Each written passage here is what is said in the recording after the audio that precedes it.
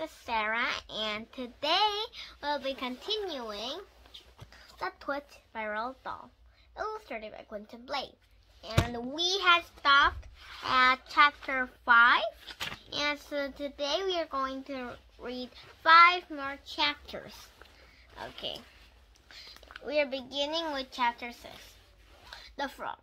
To pay her back for the glass eye in his beard, Mr. Twit decided he would put a frog in Mrs. Twit's bed. He cut a big one down the pot and carried it back secretly in a box.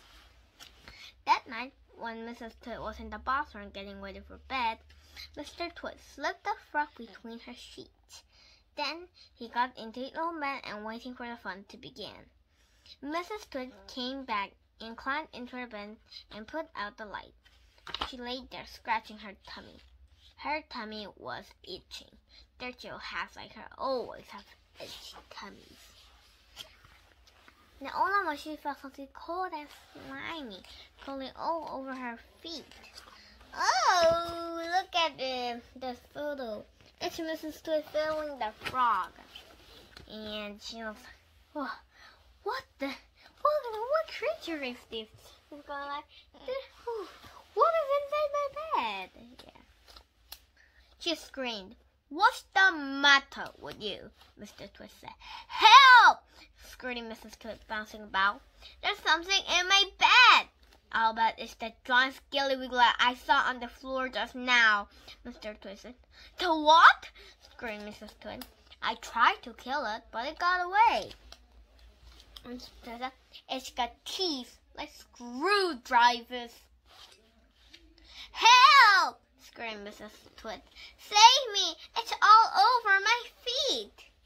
It'll bite off your toes, said Mr. Twit. Mrs. Twit fainted. Oh, yeah. Mr. Twit got out of bed and fetched a jug of cold water. He poured the water all over Mrs. Twit's head to revive her. The frog crawled up from the sheets to get near the water and started jumping about on the pillow. Frost loved water. This one was having a good time. It's a picture of fainting Mrs. Twit and the frog jumping. The frog looks like really happy, like ooh, like it's kind of like ooh, water, and yeah. When Mrs. Twit came to, the frog just had jumped onto her face. This is not a nice thing to happen to anyone in bed at night. She screamed again. By golly, it is a giant skilly-wiggler. Mr. Twit said, it'll bite off your nose. Mrs. Twit leapt out of bed and flew downstairs and spent the night on the sofa. The frog went to sleep on her pillow. 2 pictures. It's a picture of the frog on Mrs. Twit. And the frog is really happy and Mrs. Twit is horrified. And the next is frog sleeping on her pillow. Chapter 7, The Wormy Spaghetti. Oh, and guess what? I ate spaghetti for lunch today. And it's really delicious. Oh, no. Okay. Chapter 7, The Wormy Spaghetti. The next day, to pay Mr. Twit back for the frog trip, Mrs. Twit sneaked out into the garden and dug up some worms. She chose big long ones and put them all in a tin and carried the tin back to the house under her apron. At 1 o'clock, she cooked spaghetti for lunch and she mixed the worms in with the spaghetti, but only on her husband's plate. The worms did not show because everyone was covered with tomato sauce and sprinkled with cheese. Hey, my spaghetti's moving, cried Mr. Twit, poking around in with his fork. Oh, I don't know what is happening, but it's Mr. Twit eating some spaghetti. But it has with worms. It's a new kind, Mrs. Twit said, taking a mouthful from her own plate, which of course had no worms. It's called squiggly spaghetti. It's delicious. Eat it up while still nice and hot. Mr. Twitts started eating, twisting the long tomato-covered strings around his fork and shoveling them into his mouth. Soon there's tomato sauce all over his hairy chin. It's not good as the ordinary kind, he said, talking with his mouth full. It's too squishy.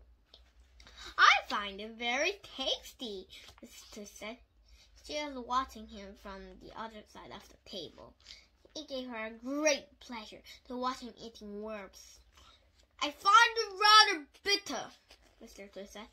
It got a distinctly bitter flavor. Buy the other kind next time. Mrs. Twitts waited until Mr. Twitts had eaten a whole plateful. Then she said, do you want to know why your spaghetti was squishy? Mr. Twitts wiped the tomato sauce from his beard with a corner of the tablecloth. Why? He said. And why it had a nasty bitter taste? Why? He said. Because it was worms! Cried Mrs. Twitts, clapping her hands and stamping her feet on the floor and rocking with horrible laughter. It's a picture of Mr. Twitts robbing. Ew. And it's a picture of, yeah. You know when that part is because I'm dumb and you guys are smart. Chapter 8. The Funny Walking Stick. To pay Mrs. Twitts back for the worms in his spaghetti, Mr. Twitts thought up a really clever, nasty trick. One night, when the old woman was asleep, he crept out of bed and took her walking stick downstairs to his workshop. And there he stuck a tiny round piece of wood, no thicker than a penny, onto the bottom of the stick. The picture of Mr. Twitts adding the teeny thickness to the walking stick. This made the stick longer, but the difference was so small that the next morning Mrs. Twitts didn't notice it. The following night, Mr. Twitts stuck on another tiny piece of wood. Every night, he crept downstairs and added an extra tiny thickness of wood to the end of the walking stick. He did it really neatly so that the extra bits looked like a part of the old stick. Gradually, Mrs. Twitts' walking stick was getting longer and longer. Now, when something is growing very slowly, it's almost impossible to notice it happening. You yourself, for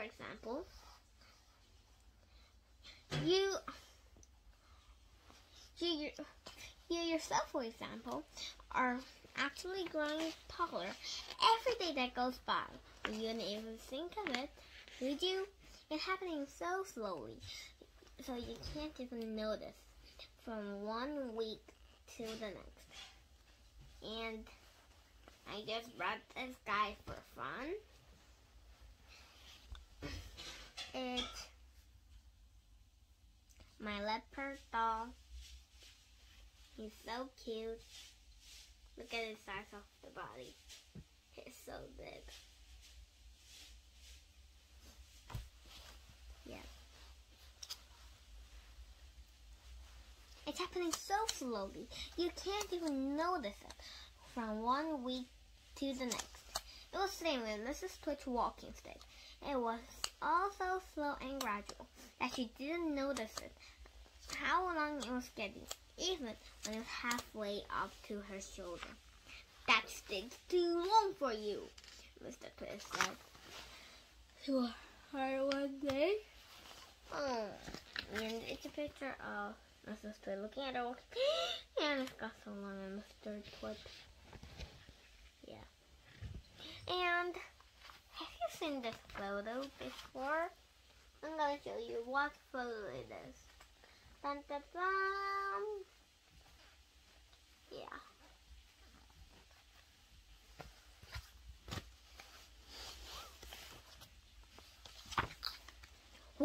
So it is, Mrs. Twit said, looking at the stick. I have a feeling about something wrong, but I couldn't for the life of me think that was it. Oh, there's something wrong, all right, Mr. Twit said, beginning to enjoy himself. What can have happened? Mrs. Twit said, staring at her own walking stick. It must have suddenly grown longer. Don't be a fool, Mr. Twit said. How can a walking stick probably grow longer? It's made of that wood, isn't it? That wood can't grow. Then what on earth has happened? Cried Mrs. Twit. It's not the stick. It's you. It's you who's getting shorter. I've noticed it for some time now. That's not true, cried Mrs. Newman. You're shrinking, woman, said Mr. Twit. It's not possible. Oh, yes, it jolly well is, said Mr. Twit. You're shrinking fast. You're shrinking dangerously fast. Why, you must have shrunk at least a foot in the last few days. Never, he cried. Of course not. Just take a look at your stick, you old goat, and see how much you've shrunk in comparison. You've got the shrinks. That's what you got. You've got the dreaded shrinks. Mrs. Twit began to feel so trembly she had to sit down. Chapter 9. Mrs. Twit has the shrinks. As soon as Mrs. Twit sat down, Mr. Twit pointed to her and shouted, There you are! You're sitting in your old chair, and you shrunk so your feet are even touching the ground. Mrs. Twit looked down at the fish, and by golly, the man was right. Her feet are not touching the ground. Mr. Twit, you see, have been just as clever with the chair as he had been doing with the walking stick. Every now when he had gone downstairs and stuck a little bit extra onto the stick, he'd done the same thing to the four legs of Mrs. Twit's chair. Just look at you sitting in your same old chair, he cried, and you shrunk so much your feet are dangling in the air. Mrs. Twit went white with fear. You've got the shrinks, and Mr. Twit pointed his finger at her like a pistol. You've got them badly, got the most terrible case of shrinks I ever seen. Mrs. Twit became so friendly she began to dribble. But Mr. Twit, still remembering the warmth in his spaghetti, didn't feel sorry for her at all. I suppose you know what happens when you get the shrinks, he said. What? Said Mrs. Twit. What happens? Your head shrinks into your neck, and your neck shrinks into your body, and your body shrinks into your legs, and your legs shrink into your feet. And in the end, there's nothing left except a pair of shoes and a bundle of old clothes. I can't bear it, cried Mrs. Twit. It's a terrible disease, said Mr. Twit. The worst in the world. How long have I got? Cried Mrs. Twit. How long before I finish up as a bundle of old clothes and a pair of shoes? Mr. Twit said in a very solemn face. At the rate you're going, Mrs. shaking his head sadly. I think now for 10 or 11 days. But is there anything we can do? Cried Mrs. Twit. There's only one cure for the shrinks, said Mr. Twit. Tell me, she said. Oh, tell me quickly. We'll have to hurry, said Mr. Twit. I'm ready. I'll hurry. I'll do anything you say. You'll last too long if you don't, said Mr. Twit, giving her another grisly grin. What is what I must do? Cried Mrs. Twit, clutching her cheeks. You've got to be strict, said Mr. Twit. And beginning for our last chapter for today. Oh. Hello. Chapter 10. Mrs. Twit get a stretching. Mr. Twit led Mrs. Twit outdoors, and he had everything ready for the great stretching. He had 100 balloons and a lot of string. He had a glass cylinder for filling the balloons, and he fixed an iron ring to the ground. Stand here, he said, pointing to the iron ring, and he tied Mrs. Twitch angles to the iron ring. When that was done, he began filling the balloon with gas. Each balloon was on a long string, and when it was filled with gas, it pulled on a string, trying to go up and up. Mr. Twitch tied the ends of the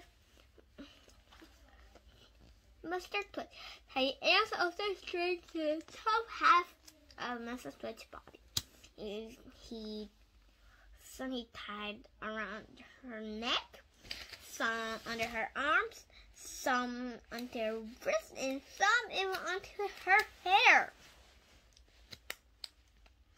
Soon there was 50 colored balloons floating in the air above Mrs. Twitch's head. Look at it.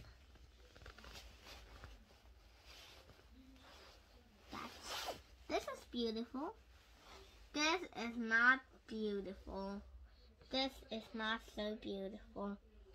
And wow, that is really, really good stretching. Yeah, I wish I could do that every morning. I always need a good stretching when I get out in the morning. Yeah. Can you feel the stretching, you? Asked Mr. Twitch. I can! Cried Mrs. Twitch. They're stretching me like mad. He put another 10 balloons. The overpull became very strong. Mrs. Twitch was quite helpless now, with her feet tied to the ground and her arms pulled over by the balloons. She was unable to move. She was a prisoner, and Mr. Twitch had entered to go away and leave her like that for a couple of days and nights to teach her a lesson.